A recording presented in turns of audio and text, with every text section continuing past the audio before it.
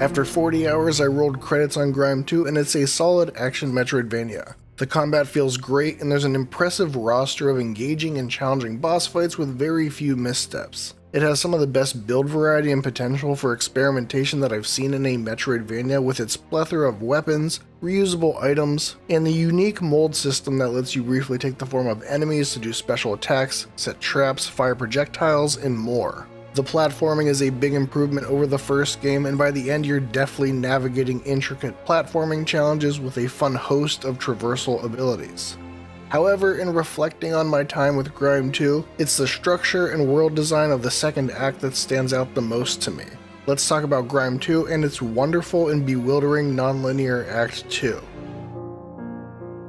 When I refer to Act 2, it's not like Silksong where the game is literally broken up into acts. It's the point in the game in which there's a turning point in the narrative and you're tasked with the classic video game trope of going out into the world and finding 3 items. Like Dark Souls 1 in the Lord Souls or Silksong in the Threefold Melody, this is where GRIME II gets really non-linear. You're not given a sequence in which to acquire these items, and they're in all different directions.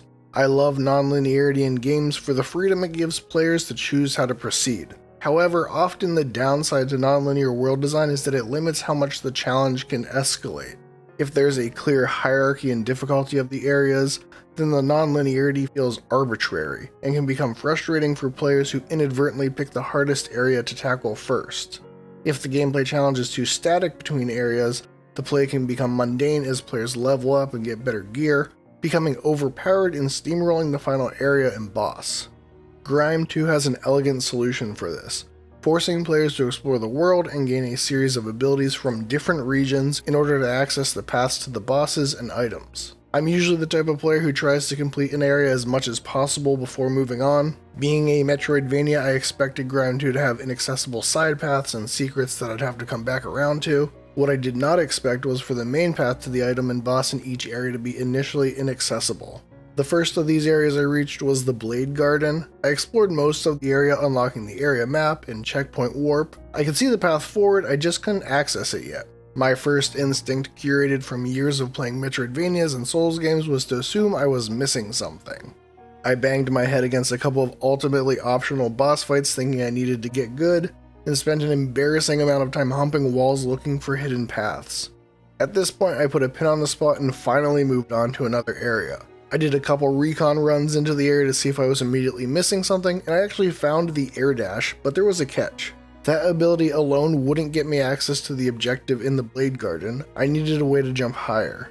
And that's when I began to understand the structure of Act 2. It wasn't designed to neatly collect objectives one by one in any order, but to travel abroad and explore to collect a set of abilities that would then climax with fighting the bosses and collecting the items.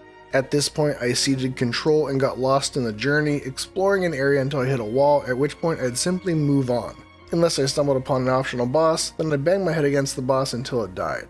Along the way, I leveled up, collected new weapons, items, molds, and this was by design. By forcing players to explore and gate the big bosses behind abilities from multiple areas, they could tune their difficulty toward a higher level character. This approach also built pathos and tension by keeping them just out of reach for so long. While I describe the game as being 3 acts, they're not equal in size. Of my 40 hours with GRIME II, about half of that was in Act 2, meaning that by the time I did fight the boss of the Blade Garden, I'd been waiting to do so for 10 to 15 hours. And the boss lived up to the hype, not only being among my favorite bosses of the game, but was appropriately difficult for me at 25 hours. This was also true for the other 2 bosses who I fought in quick succession, making the delayed gratification of challenging and then beating them even more satisfying. Even though I was able to beat these bosses in a few tries each, they're very well crafted fights, and the tension created by the structure of the second act made beating them and completing Act 2 my most satisfying moment of GRIME II. This approach to non-linearity worked really well for me, but it could be frustrating at times, and I can see this approach not working as well for players who want more linearity or clear direction. It also didn't help that the game had a few minor visual bugs like previously opened doors appearing closed, phantom spikes, and one particularly terrible enemy hitbox. Luckily, the game is being actively patched, so these bugs should be largely sorted out in the first few weeks. Another knock-on effect of this approach, at least for me, was that Act 3, while climactic narratively and mechanically, also dragged a bit after the momentum gained in Act 2. The game becomes pretty linear in its final act, and I found myself increasingly running past enemies to get to the next objective or boss. The experimentation and exploration of Act 2 faded away for me as the challenge ramped up and I wanted to see the story through. The game does end on a high note narratively, with some fun reveals and a satisfying culmination of themes.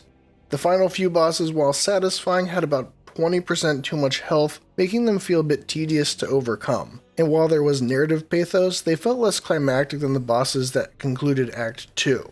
I've shared my thoughts about Act 2, but what are yours? Are you as enamored with the design of Act 2 as I am, or did you find it confusing or frustrating? Let me know in the comments.